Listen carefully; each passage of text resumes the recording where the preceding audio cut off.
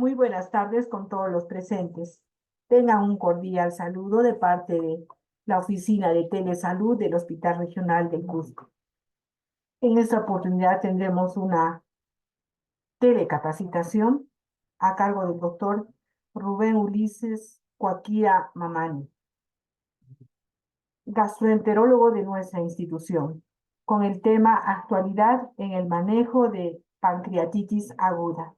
Los dejo en la palabra del doctor, no sin antes pedirles que si tienen alguna duda, consulta o pregunta la hagan al final de la ponencia mediante el chat.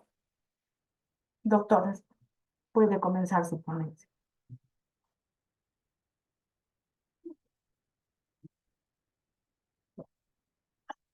Muy buenas tardes con todos los presentes.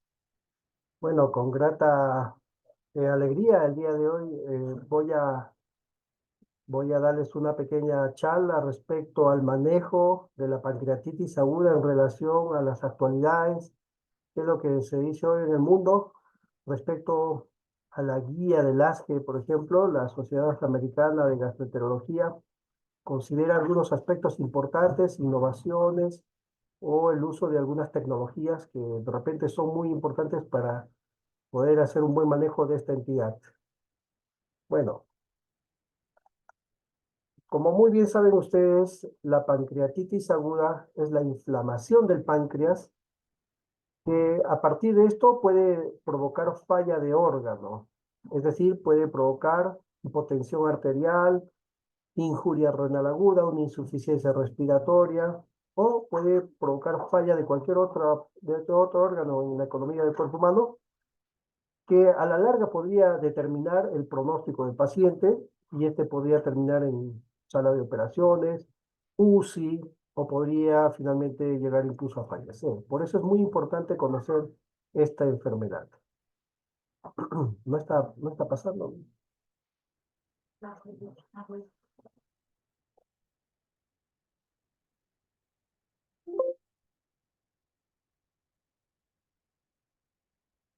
Ya. Muy bien. Bueno, rápidamente. Como ustedes pueden ver acá en la imagen, tenemos el páncreas, un órgano retroperitoneal que tiene una íntima ubicación posterior que puede estar en contacto con la cara posterior del estómago, grandes vasos, aorta, vena cava, riñones, por encima del diafragma y cercanamente también con el peritoneo y también con la pleura, ¿no? Este órgano, al ser tan retroperitoneal, suele manifestar síntomas que muchas veces no son bien evaluados en la emergencia y pueden llevar más adelante a una complicación posterior a este problema, ¿no? El día de hoy vamos a hablar básicamente de la etiología, la fisiopatología clínica, diagnóstico, vamos a priorizar los criterios de severidad y finalmente las actualidades en el manejo del tratamiento, ¿no? Muy bien. Respecto a la etiología, en el Perú y en la gran parte del mundo, la causa más frecuente de pancreatitis aguda es la litiasis biliar. Representa el 40% de todo. Y seguida del alcoholismo, ¿no? La causa idiopática hoy por hoy se está reduciendo a su mínima expresión debido a que existe más tecnología, biotecnología en el diagnóstico, tanto laboratorial como imagenológico. Pero también existen otras causas como la metabólica, por hiperlipidemia, hipercalcemia, fibrosis quística, lesiones anatómicas o funcionales, como el caso del páncreas divisum, donde embriológicamente la yema ventral y la dorsal no se fusionan y determinan una anomalía pancreática, ¿no? Las estenosis, tumores ductales, obstrucciones de la ampolla por disfunción del ODI, entre otros. Problemas mecánicos como el trauma abdominal. Es muy frecuente ver a un niño, ¿no?, que está manejando un triciclo, se accidenta, golpea el abdomen, puede debutar una pancreatitis traumática, ¿no? Lesiones intraoperatorias, entre otros. El uso de drogas, ¿no? A la cabeza la satioprina, los diuréticos, los tiazídicos, la pentamidina, las sulfadaminas, corticoides, furosemida podrían provocar pancreatitis aguda, ¿no?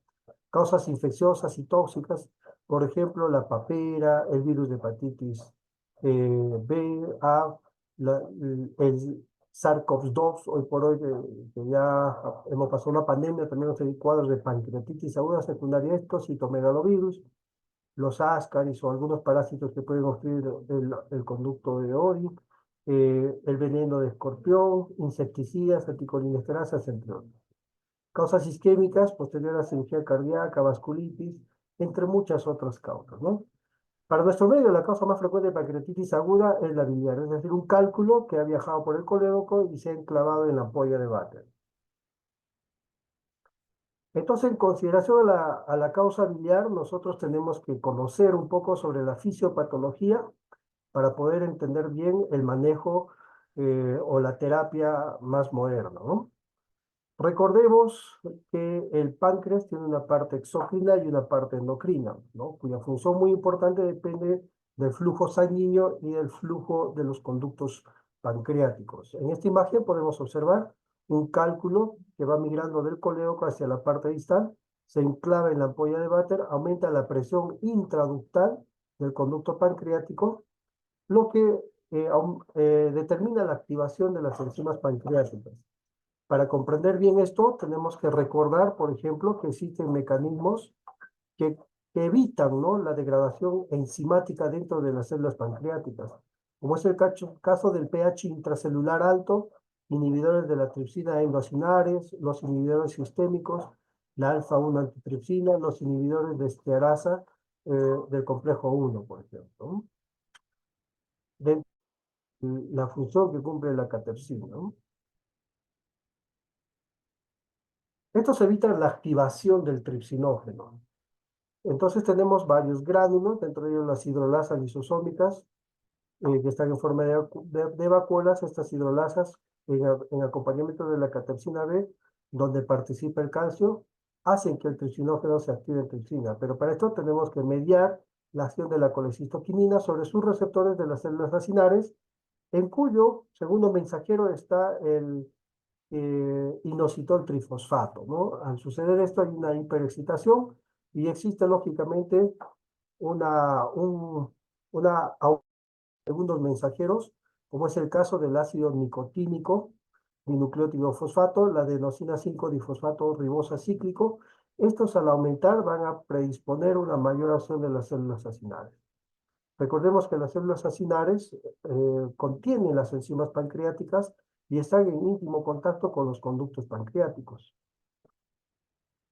Entonces, existe una activación del tripsinógeno en tripsina y esto va a provocar una amplificación de la activación de otras enzimas, como el quimiotripsinógeno en quimiotripsina, la proelastasa en elastasa, el calicreinógeno en calicreína, los profosfolipasa, procolipasa o procarboxipeptidasas en sus respectivas enzimas, lo que degrada no solamente la célula sinal, el tejido pancreático parenquimatoso, sino también la parte vascular. Juega un rol muy importante, por ejemplo, la fosfolipasa 2 liberada a la sangre. Estas pueden llegar al pulmón y podría esta enzima actuar sobre la membrana celular alveolar pulmonar, barriendo el surfactante, dañando el surfactante alveolar. El surfactante alveolar normalmente evita el colapso alveolar, entonces al barrer esto va a haber un colapso alveolar. Aquí juega un rol muy importante la lecitina, ¿no? Y la isolecitina, que suele ser tóxica.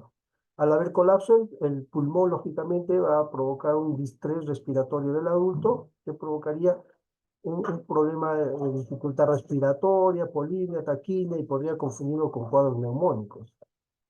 Entonces existen mediadores como el factor de necrosis tumoral alfa y la interleucina 1B que producen selectinas. Estas selectinas podrían ser, por ejemplo, moléculas de adhesión dependientes del endotelio como la P-selectina, la E-selectina o de los neutrófilos como la L-selectina. Los que activan leucocitos, estimulan la migración celular, provocan mayor inflamación y mayor síndrome de distrés respiratorio del adulto. Lógicamente, el cuerpo ante a esta respuesta inflamatoria, proinflamatoria, existe también la liberación de citocinas antiinflamatorias, ¿no? Dentro de las proinflamatorias tenemos la interleucina 1B, la interleucina 6, la interleucina 8 y el factor de necrosis tumoral alfa. Y los antiinflamatorios, el factor de necrosis tumoral R, la interleucina 1 y la interleucina 10. En este proceso inflamatorio, lógicamente, los linfocitos CD4 y auxiliares T helper tipo 1 producen más citocinas. Hay factores activadores de plaquetas que reclutan células inflamatorias, inducen la producción de amilasa. También en la sustancia P, que es una sustancia inflamatoria, actúa sobre los receptores del natural killer, ¿no? Las caspasas también activan las interleucinas de tipo 1. Todo esto provoca mayor inflamación. Por otro lado, la interleucina 1B, la interleucina 6 y el factor de necrosis tumoral alfa van al hígado, liberan la proteína C reactiva y el fibrinógeno. Ustedes consideren que el PCR cuantitativo, ¿no?, es un factor de severidad, sobre todo cuando este supera los 150 de valor.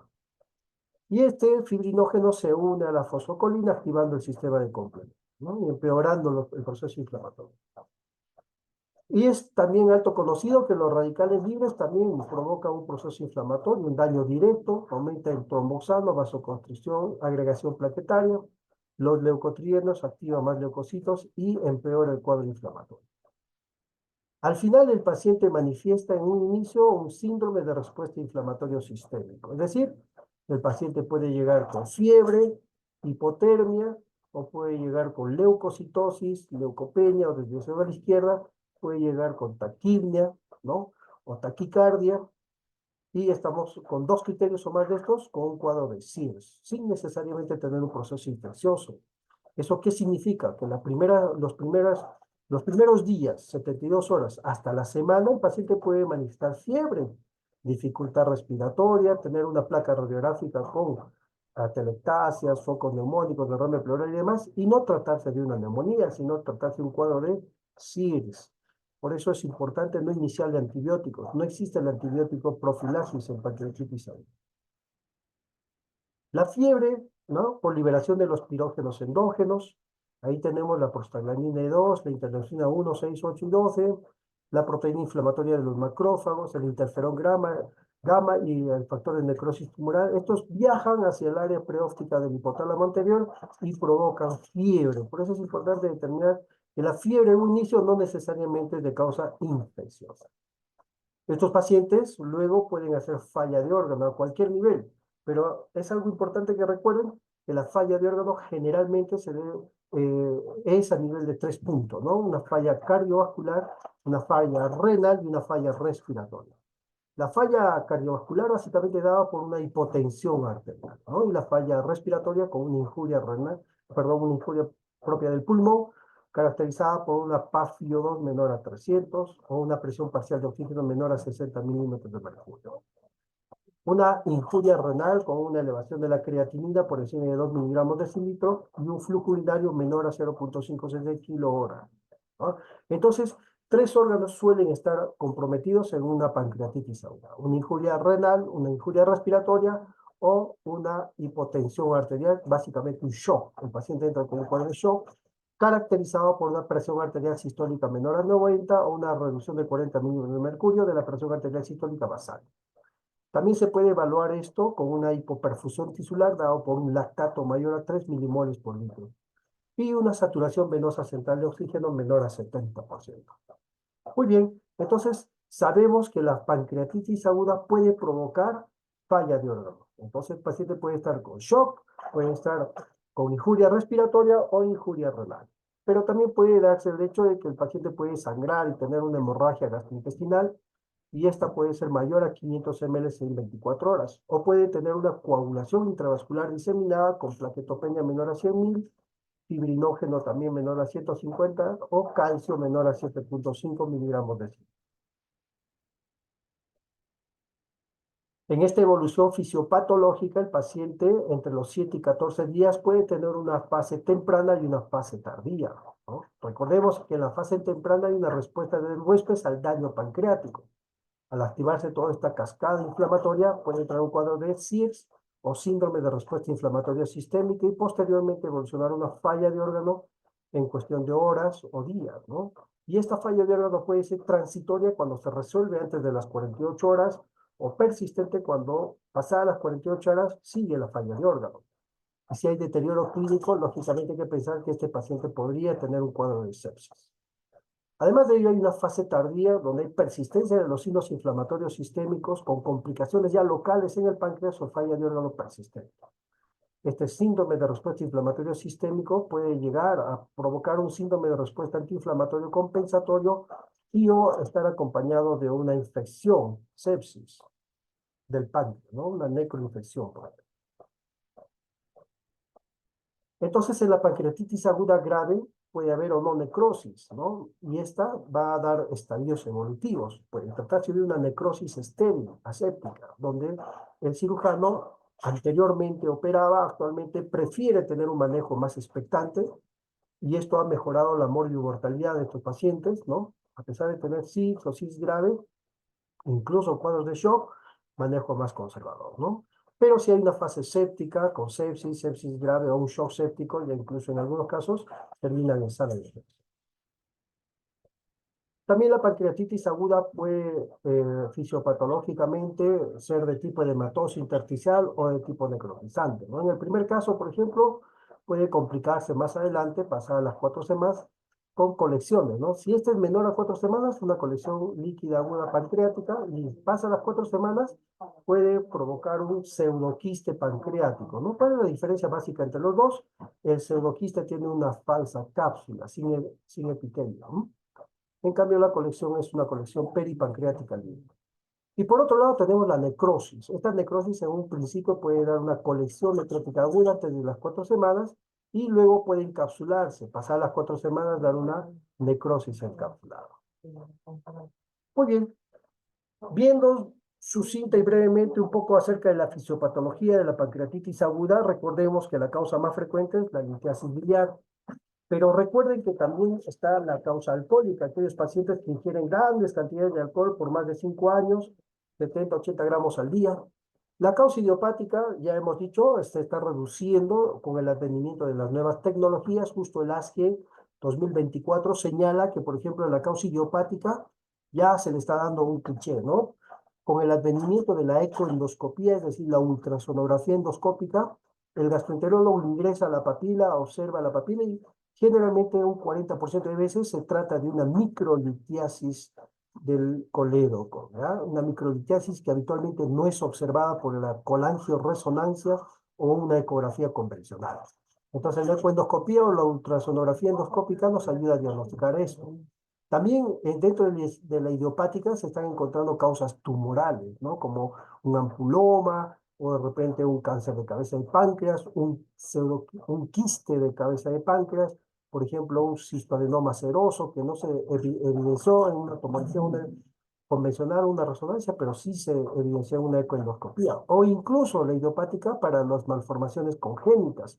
Es más evidente, hay un páncreas divisum, entre muchas otras enfermedades. Por lo tanto, el porcentaje de las idiopáticas está reduciéndose cada vez más. En este cuadro podemos ver la etiología más frecuente de acuerdo a los países. Por ejemplo, en nuestra región es más frecuente la causa biliar, la litiasis biliar, mientras que en otros lugares, como por ejemplo en Estados Unidos, la causa más frecuente es la alcohólica, ¿no? Y muchos dirán, doctor, solo tiene pancreatitis por cálculos. No es así, ¿no? La etiología es muy florida. Por ejemplo, las conectivopatías como el lupus eritematoso sistémico, el síndrome antifosfolipídico, el SCOBY, la esclerosis sistémica, incluso la artritis reumatoide, pueden provocar pancreatitis aguda. Algunas vasculitis, como la arteritis nodosa, el síndrome de Sjögren-Strauss, el síndrome de Kawasaki, arteritis temporal, la granulomatosis de Wegener, entre muchos otros también. Y también la sarcoidosis, la enfermedad de Crohn, cirrosis biliar primaria pueden estar asociados a ellos, ¿no? Y existen también las pancreatitis eosinofílicas, con síndromes hipereosinofílicos, lipodistrofia parcial, entre muchos otros. Las dislipidemias también hoy por hoy, con las dietas ricas en grasa y los problemas genéticos para controlar el metabolismo de las grasas, pueden existir dislipidemias como la del tipo 1, 4 y 5, ¿no? Secundario a un exceso de kilomicrones, con hipertrigliceridemia, dependiente de las grasas en la ingesta, por ejemplo, que suelen dar el 33% de las causas de pancreatitis aguda. En nuestra región tenemos algunos casos de hipertrigliceridemia familiar, por ejemplo, ¿no? O por un aumento de la pre-beta lipoproteína, como el caso del tipo 4, ¿no? Y o una mixta como el tipo 5. Hemos mencionado que algunas drogas pueden dar pancreatitis aguda. Aquellas que definitivamente están asociadas a esta entidad son, por ejemplo, el uso de la satioprina, 6-mercaptopurina, la asparaginasa, el pentamidina y la divaricina. Con probable asociación, por ejemplo, el ácido valproico, la furosemida, hidroclorotiazida, la sulfonamida, las tetraciclinas, los estrógenos. Y posible asociación, los corticoides, metronidazol, eritromicina, entre otros. ¿Cómo diagnosticamos la pancreatitis aguda? Para esto tenemos que hacer unidad clínica. Dos criterios de estos tres nos dan el diagnóstico. Generalmente el cuadro clínico y la elevación de la amilasa, la lipasa, nos dan el diagnóstico. En algunos casos, los estudios imagenológicos complementan o también corrigen, confirman la sospecha diagnóstica. Dentro del cuadro clínico, tenemos que mencionar que existe un dolor abdominal muy intenso localizado en el abdomen superior, a predominio de epigastrio o hipoconio izquierdo. Este dolor puede ser de tipo cólico, punzante, suele irradiarse en un 20% de casos hacia la zona lumbar, es decir, un dolor en cinturón, pero no es la mayoría de casos, ¿no? En la mayoría de casos suele ser un dolor muy intenso localizado en esa zona, sin irradiación, y en un porcentaje mínimo puede simular cuadros dolorosos propios de una colecistitis aguda, incluso puede dar Murphy positivo, confundirnos en el cuadro, incluso pacientes que ingresan a sala de operación y ven que no hay complicación de la vesícula y terminó siendo una pancreatitis aguda. La pancreatitis aguda clínica y semiológicamente es la gran simuladora. Como provoca hilio pancreático, también puede provocar distensión de asas, no elimina heces ni gases, el paciente puede simular cuadros de obstrucción intestinal. También puede simular cuadros de apendicitis aguda. Por eso es importante pedir amilasa lipasa o una lipasa en emergencia cuando tienes un cuadro sospechoso quirúrgico. Acompañado generalmente de náuseas, vómitos, el paciente suele comentar que haya estado ingiriendo bebidas alcohólicas o ha ingerido alimentos copiosos ricos en grasa.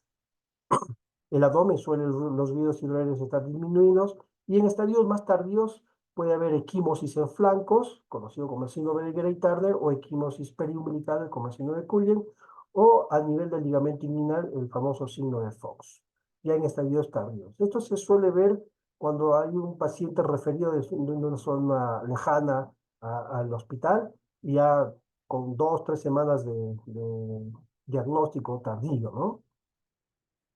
Entonces, para el estudio laboratorial es importante pedir una amilasa y una lipasa. Recordemos que la amilasa tiene una sensibilidad de 82% y una sensibilidad de 91%. Suele elevarse por encima de 3 veces el valor superior normal. Se eleva generalmente 12 horas después y luego se normaliza al tercer, quinto día, teniendo un pico a las 48 horas. Entonces, al disminuir al tercer, quinto día, un paciente con dolor abdominal de una semana, no conviene pedir amilasa, sino más bien una lipasa, ¿no? Valores por encima de 400 miligramos de decilitro, entre 3 a 4 veces su valor superior, y solo permanecen elevados 2, 3 hasta 5 días de ocurrir el cuadro. Suele haber cuadros de hiperamilasemia en, por ejemplo, enfermedad renal crónica, donde está recirculando la amilasa, en problemas de parotiditis y úlcera perforada, colecistitis, peritonitis. Pueden darnos también falsos datos de elevación de la amilasa. Si tú encuentras una amilasa por encima de 1000, lo más probable es que sí sea por una pancreatitis aguda. Mientras que la lipasa tiene una mayor sensibilidad y especificidad, llegando a un 95% de casos, ¿no? Se eleva 2 a 3 veces su valor superior normal, se eleva hasta los 7, 14 días después de iniciar el cuadro de pancreatitis aguda, ¿no? Si tenemos una lipasa mayor a 200 miligramos de decilitro, probablemente sea ya el diagnóstico certero, ¿no? Alto índice de sospecha de una pancreatitis aguda. Pero también poco habitualmente puede estar elevado en muchos otros problemas. Variables.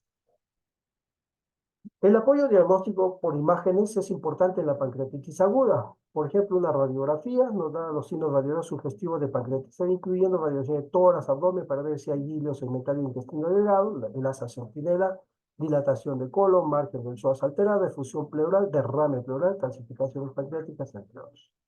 2 tercios de las radiografías de abdomen simple son normales, ¿no? Vean esta radiografía de un paciente con pancreatitis aguda al ingreso, con falla de órgano respiratorio, una insuficiencia renal de tipo 1, cuadros de atelectasia, elevación del diafragma, derrame pleural, infiltrados alveolares intersticiales. Este paciente, por ejemplo, ingresa con fiebre y leucocitosis. Lo primero que uno piensa es que podría ser una neumonía, ¿no? Pero hay que corregir esto y explicar a los médicos internistas que podría tratarse de un cuadro de pancreatitis aguda con falla de órgano falla respiratoria, no necesariamente es infeccioso. La ecografía es muy importante, pero lamentablemente es operador dependiente.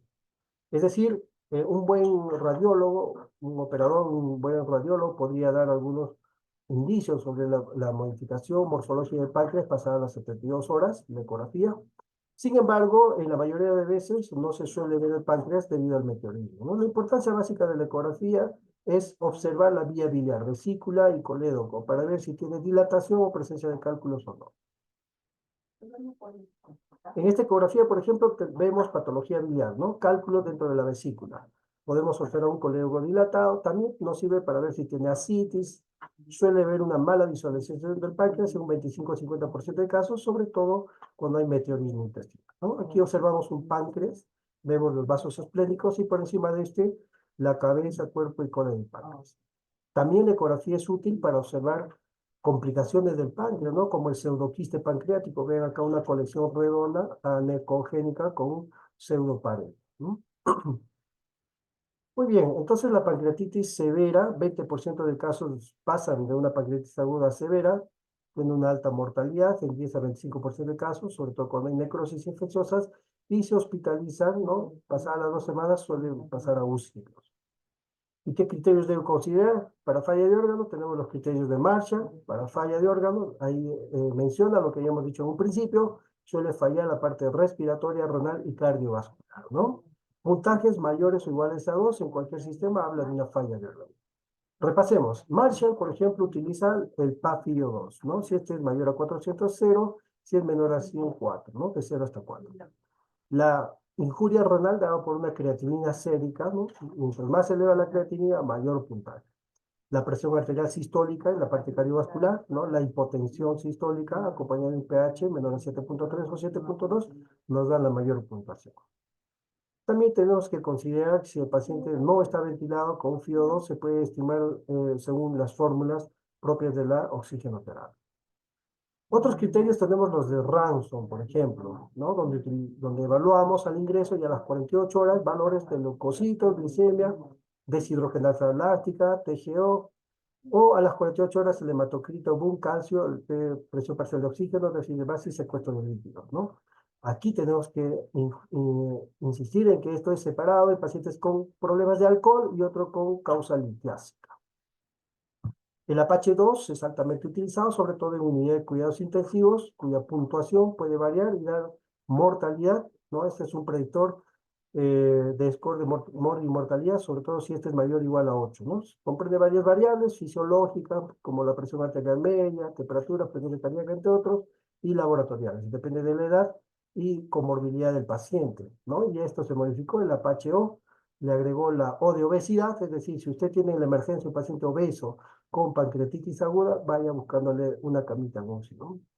El score de VISA es útil para estratificar al paciente dentro de las primeras 24 horas al ingreso, de acuerdo con el riesgo de mortalidad hospitalaria, ¿no? Aquí evaluamos el BOOM, nitrógeno ureico, el I de Impaired, que es el deterioro del estado mental. El paciente se evalúa en la escala de Glasgow. El S de SIRS, ¿no? Síndrome de respuesta inflamatoria sistémico, y el AAIDS, que es la edad mayor a 60 años, y P de pleura perfusión o derrame pleural. Este acrónimo, bueno, esquemáticamente es práctico y útil para este score, ¿no? El SIRS ya hemos definido por la temperatura menor a 36 o mayor a 38, frecuencia cardíaca mayor a 90, respiratoria mayor a 20, respiraciones por minuto o presión parcial de CO2 menor a 32.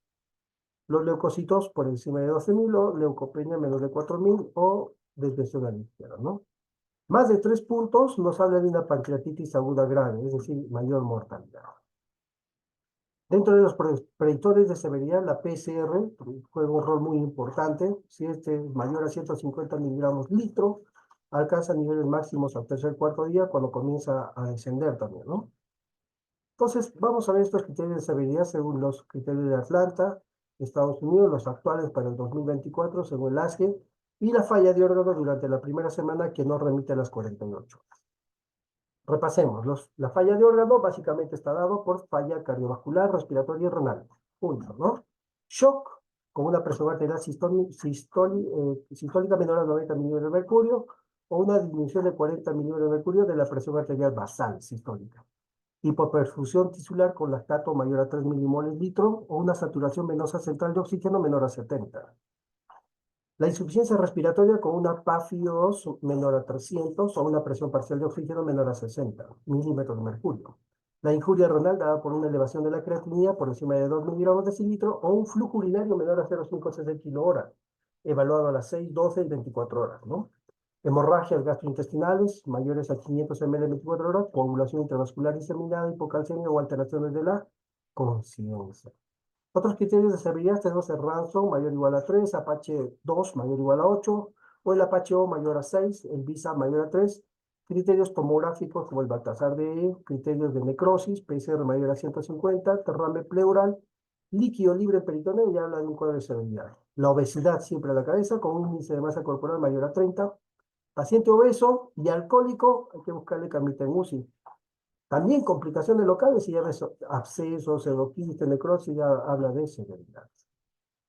Respecto a la tomografía, ¿qué se dice? La tomografía desempeña un rol importante, pero brinda alteraciones morfoestructurales pasadas las 72 horas generalmente, ¿no? Entonces, cuando le pido tomografía, pasa a las 72 horas del cuadro de pancreatitis aguda. Recién voy a ver signos de daño local o perilocal, ¿no?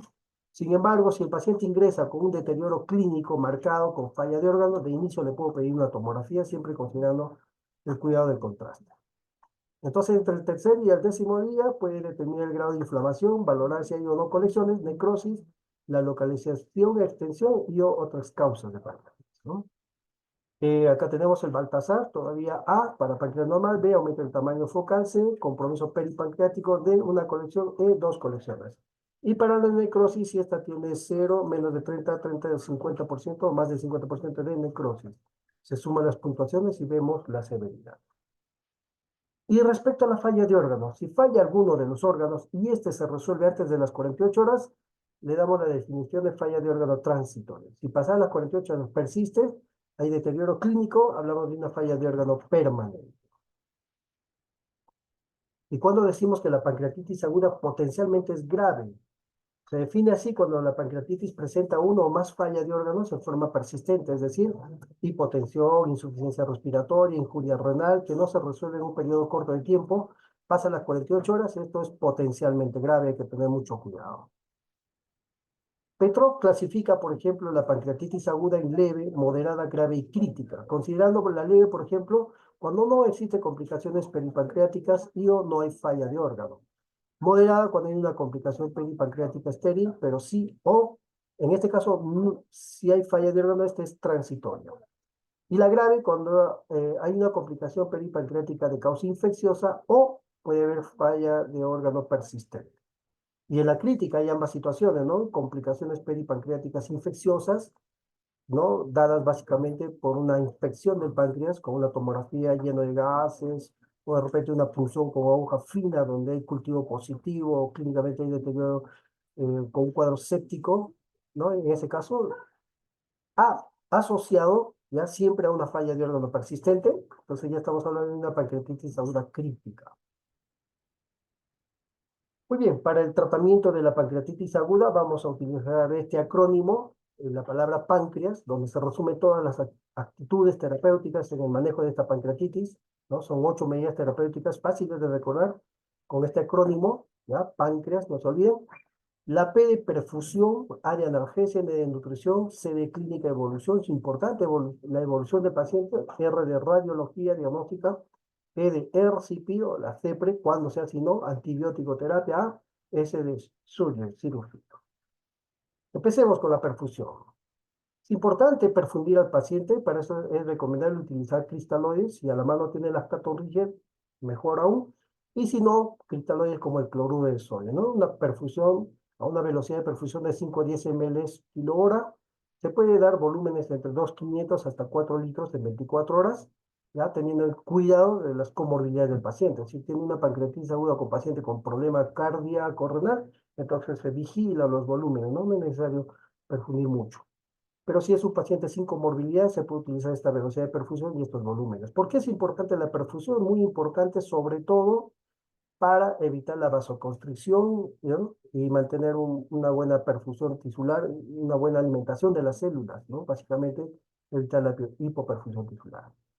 La analgesia, hoy por hoy se sabe que la analgesia es florida, se puede usar AINES, incluso opioides.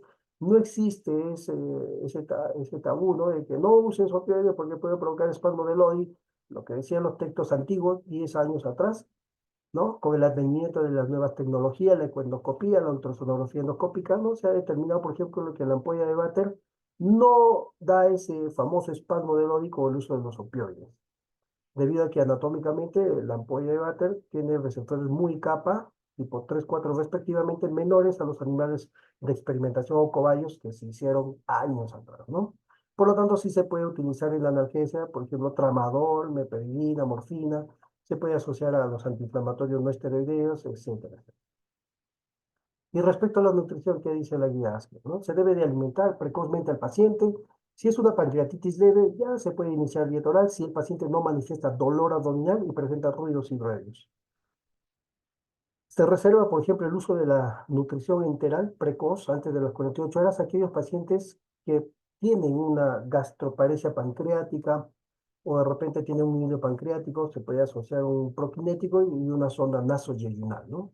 Pero si el paciente pasada la semana persiste con náuseas, vómitos, intolerancia a pesar de la sonda nasoyeyunal, se puede usar la nutrición parenteral.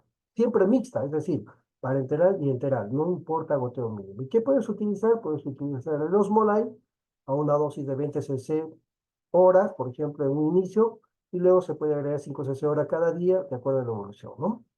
Entonces es importante valorar la nutrición enteral precoz debido a que el paciente evita atrofia de vellosidades intestinales y la translocación bacteriana. La translocación bacteriana es muy peligrosa porque las bacterias por vía sanguínea pueden llegar a un páncreas necrosado y podría tener una necroinfección. Entonces la nutrición enteral precoz es muy importante, ¿no? No hay que mantener en NPO mucho tiempo a los pacientes, ¿no? Antiguamente se mantenían los pacientes 1 a 2 semanas en NPO, luego debutaban con cuadros de necrosis, infección, terminaban en sala de operaciones y la mortalidad era alta. Hoy por hoy es al revés. Se nutre el paciente precozmente, ¿no? Viendo esos parámetros muy importantes, que haya ruidos hidroaéreos, que haya calmado el dolor, se inicia la dieta, ya sea por vía oral o también por vía pues, sonda nasoyeyunal o parenteral mixta, dependiendo de los criterios del caso. La nutrición evita la translocación bacteriana y los pacientes se evolucionan favorablemente. En su mayoría es raro ver una pancreatitis complicada. La evolución clínica es muy importante, no hay que pasar visita diario al paciente, conocerlo desde un inicio. Ver que un paciente con pancreatitis aguda en un principio no tiene falla de órgano, no parece una pancreatitis aguda leve, y al día siguiente empieza a tener taquicardia, fiebre, y al día siguiente no tolera la vía oral y de repente está con oxígeno, ¿no? Puede cambiar el panorama del manejo clínico del paciente. Por eso es importante buscar criterios de severidad, los que hemos mencionado en un principio, ¿no? Hay que valorar y estratificar cada caso individualmente, ya sea con el Ransom, el INRIE, Baltasar, proteína C reactiva, BISAP, Apache 2, si es un paciente obese, Apache O, BISAP O. Estas puntuaciones hoy no son de obligación cumplidas, pero en su mayoría en urgencias o en emergencias son importantes considerarlo, ¿no? Y esos pacientes que evolucionan mal, con falla de órgano, cuadro de sepsis, ya pensar en una unidad de cuidados intensivos.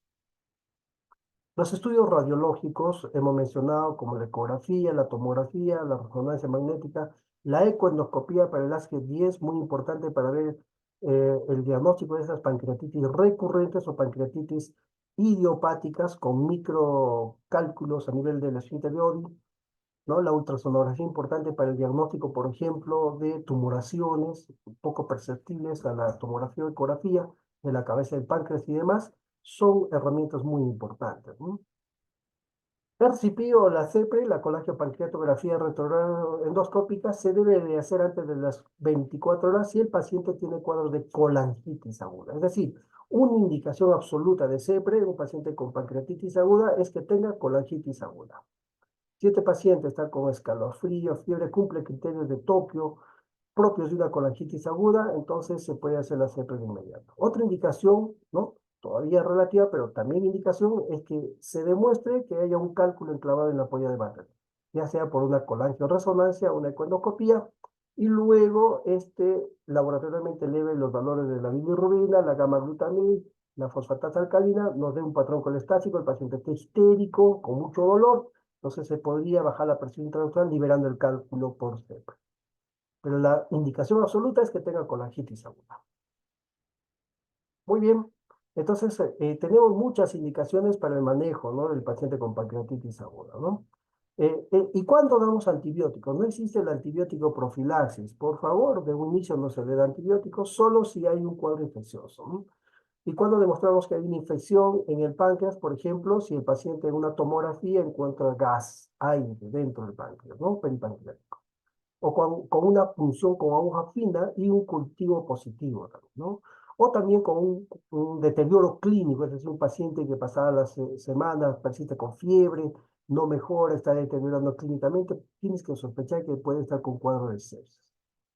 Entonces, o cuando tiene una presión intraabdominal incrementada, un proceso infeccioso no solamente pancreático. También hay que buscar causas extrapancreáticas de infección, por ejemplo, una neumonía intrahospitalaria, infecciones del tracto urinario. Recuerde que se lo coloca sonda de eficacia, es un cuadro severo, entonces focos infecciosos, el catéter venoso central y demás. Una vez desfocalizado, ¿qué antibióticos llegan bien al páncreas? El imipenem, ¿no? Puedes usar también ofloxacino, ciprometronidazol, entre otros.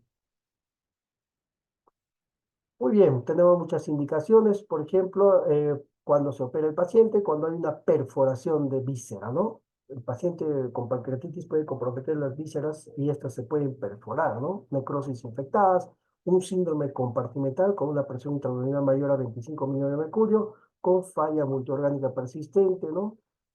O una infección del páncreas. Es fundamental la medición de la presión intraabdominal en el paciente crítico porque nos indica la evolución del flemón o síndrome compartimental abdominal infectado o no, y es la indicación de exploración complementaria. No siempre hay que repetir la tomografía, si está evolucionando mal, y una evaluación por cirugía. En el curso natural de la pancreatitis aguda con necrosis, la tasa de infección oscila en un 40-70%, y las necrosis estériles se pueden manejar de modo conservador, siempre, ¿no? Existe también terapia mínimamente invasiva, como la necrosectomía pancreática mínimamente invasiva, denominada step down, dado por el radiólogo intervencionista. Este es un método complementario a la necrosectomía abierta. Y el step up, la necrosectomía abierta, tras el fracaso de la mínimamente invasiva, ¿no? Entonces, el mensaje importante es intentar ganar tiempo antes de la cirugía, posponiendo lo máximo posible siempre que el estado del paciente lo permita, y que la necrosectomía por sí misma podría ser menos importante que obtener un drenaje adecuado, ¿no? Los pseudoaneurismas de los vasos circulantes sin o con hemorragia pueden tratarse también con técnicas de embolización radiológica, y cuando se trata de resolver la litiasis o microlitiasis vesicular, se prefiere una cirugía diferida luego del episodio de pancreatitis aguda, ¿no? Si esta es leve, 5 a 7 días. Si es grave, la primera semana, sexta semana. Y si este paciente tiene microlitiasis o cálculos en el colédoco, hacerle primero una CEPRE y luego una colelab. Es decir, entra la emergencia por pancreatitis aguda de causa biliar, tiene que salir operado de la vesícula. Muchísimas gracias por vuestra atención. Espero que tengan muchas dudas y algunas preguntas. Gustoso para resolverlas. Gracias.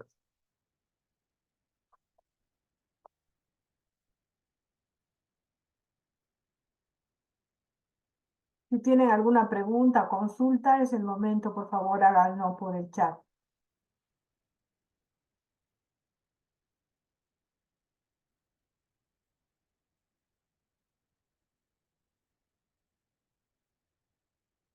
Recuerden que la pancreatitis aguda es una enfermedad que parte de la inflamación del páncreas y puede dar compromiso sistémico. Tengan en consideración como diagnóstico diferencial todo paciente que ingresa a la emergencia con dolor abdominal intenso y usted sospecha en colecistitis aguda, apendicitis o obstrucción intestinal, pídale siempre una amilasa, una lipasa, dependiendo del tipo de la enfermedad. Dice aquí, a ver, doctor Rubén, buen día. En caso de una pancreatitis necrótica infectada, ¿cuánto tiempo de antibiótico terapia se brinda al paciente? Muy bien, eso es muy variable, ¿no? Primero tú tienes que estar seguro que es un caso de pancreatitis necrotizante, ¿no? Eh, Actualmente las necrosis suelen ser asépticas hasta un 40-80% de casos. Al ser asépticas, el manejo es más conservador.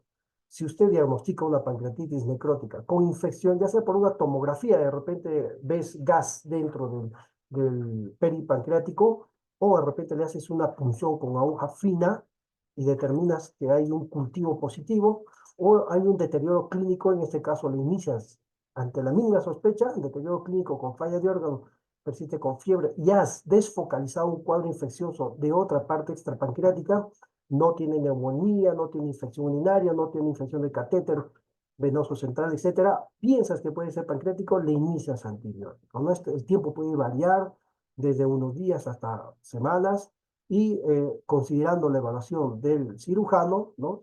Puede remitir en su mayoría con la antibiótico terapia y en algunos hay deterioro clínico, puede entrar incluso a sala de operaciones. Y otra pregunta. Otra pregunta, ¿las grandes altitudes están relacionadas a la prevalencia de pancreatitis? Bueno, hay un estudio muy hermoso del doctor Monge relacionado hasta la enfermedad de altura y patología gastrointestinal. Dentro de ese, un acápite muy pequeño menciona que ha encontrado malformaciones congénitas en zonas altoaninas, como el páncreas divisum, ¿no? Y estas podrían deberse a una mala migración de las yemas ventral y dorsal del páncreas entre la cuarta y sexta semana de gestación. Entonces, al no haber unión de la yema dorsal y ventral, puede dar malformaciones congénitas como el páncreas diviso, ¿no? Y en algunos casos, por ejemplo, la hipoxemia también podría determinar la aparición de un páncreas anular, es decir, un signo de doble burbuja en un estudio imagenológico con un páncreas anular. Y estas dos malformaciones podrían ser causa de pancreatitis aguda en adelante. Hay otra pregunta acá, ¿recomienda usted la tomografía o resonancia magnética? Por supuesto que sí. Si el paciente ingresa a la emergencia y tiene un cuadro leve, esperas 72 horas para ver si hay falla de órgano o no, generalmente el cambio morfológico del daño pancreático local y sistémico se da a las 72 horas. Si pasas las 72 horas le pides una tomografía, recién vas a encontrar daño local, ¿no? Colecciones, necrosis y demás. Antes de ello, si le pides una tomografía, puede estar normal, ¿no? De igual manera, la resonancia magnética o la colangioresonancia nos ayuda a definir si la causa es biliar, ver el tamaño del cálculo, el número de cálculos, ver si este es necesario abordar con una CEPRE, ¿no? Si tiene o no condiciones sugerentes de colangitis aguda y demás. Hoy por hoy, con el advenimiento de las nuevas tecnologías y el ASCE del año 2024, recomiendan el uso de la ecoendoscopía, por ejemplo. El ecoendoscopio es una herramienta muy útil en el manejo de la pancreatitis aguda, en un inicio y finalmente para definir el tratamiento. Puede haber microlitiasis coledoceana, ¿no? Que define una pancreatitis aguda que no se ha visto en la tomografía ni en la resonancia convencional, mucho menos en la eco convencional. Entonces se puede hacer una CEPRE, abrir la papila y liberar la presión y puede resolverse también. Si este tiene pus, una colangitis aguda, podemos drenar la pus y demás. Y si se trata de una tumoración, como por ejemplo un cistoadenoma seroso de la cabeza del páncreas que comprime el colédoco y el páncreas y puede debutar con una pancreatitis aguda, también se puede ver por ecoendoscopía, se puede aprovechar para hacer una punción del tumor y hacer biopsia. Y tratar la pancreatitis tal cual, ¿no? Con fluidoterapia, analgesia, nutrición enteral precoz y demás. Entonces, la ultrasonografía endoscópica, hoy por hoy, está cobrando un rol muy importante. Pasadas las 4 semanas, el paciente puede tener una colección peripancreática y desarrollar una pseudocápsula y dar un pseudoquiste pancreático. Igual, la ecoendoscopía no es una herramienta muy importante, tiene Doppler, nos permite en el estómago ver la pared, grosor, vasculatura y nos permite hacer punción del pseudoquiste pancreático y drenaje del pseudoquiste hacia el estómago y se resuelve estos casos también, ¿no? Siempre y cuando tengan criterios como el tamaño del pseudoquiste, compromiso y compresión de órganos adyacentes y demás, ¿no? Aquí tenemos otra pregunta, dice, respecto a la fluidoterapia, doctor, ¿recomienda usted el uso de solución salina o lactato Ríger? Por supuesto que sí, la fluidoterapia es muy importante para enfriar el cuadro inflamatorio. Recuerden que existen mediadores vasoconstrictores, proinflamatorios, inflamatorios y demás, y el paciente suele hacer necrosis local con necrosis pancreática, puede hacer un cuadro de SIDS, etcétera. Entonces la fluidoterapia es muy importante. ¿No? Puedes utilizar cristaloides, lactato rígido a la cabeza. Si no hay en nuestro medio, puedes usar solución salina. Siempre a una velocidad de infusión de 5 a 10 ml kilo hora y volúmenes dependiendo de la comorbilidad cardíaca o renal que oscilen entre 2.500 a 4 litros. ¿Qué haría, doctor, si hay una pancreatitis aguda por hipertrigliceridemia? Muy bonita respuesta, ¿no? Tenemos en nuestro medio pacientes genéticamente con hipertrigliceridemia familiar, ¿no? Y estos pueden hacer pancreatitis aguda, por eso es importante. En ausencia de cálculos en la vía biliar, en ausencia del alcoholismo, pensar en hipertrigliceridemia. Siempre que no son los triglicéridos, si estos son mayores a 1000 miligramos de litros, sospecha que puede ser la causa de pancreatitis aguda. En este caso, se puede usar heparina, se puede utilizar, ¿no?, insulina a dosis adecuadas para poder mover los triglicéridos hacia la luz vascular y luego estos ser absorbidos y degradados por las enzimas. ¿Alguna otra pregunta, jóvenes? Bueno, no habiendo más preguntas, el tema de pancreatitis aguda es un tema muy extenso. Solo hablar de nutrición nos demandaría una semana, o cuadros quirúrgicos, complicaciones post-pancreatitis aguda, como colecciones pancreáticas, necrosis, colecciones necróticas, necroinfecciosas, demandaría una semana, un mes, la semana o mes de pancreatitis aguda. Es un tema muy extenso. Este es un breve resumen de todo lo que hemos querido conversar. Solo en fisiopatología nos demandaría 12 horas en explicarles toda la fisiopatología. Les agradezco por vuestra atención. Espero que este sea un motivo, un estímulo para que ustedes investiguen un poco más respecto al tema. Buenas tardes. Agradecemos a la excelente participación del doctor Ulises, y también los invitamos a poder reforzar esta ponencia entrando a la página del hospital o al YouTube institucional. Muchísimas gracias a todos y buenas tardes.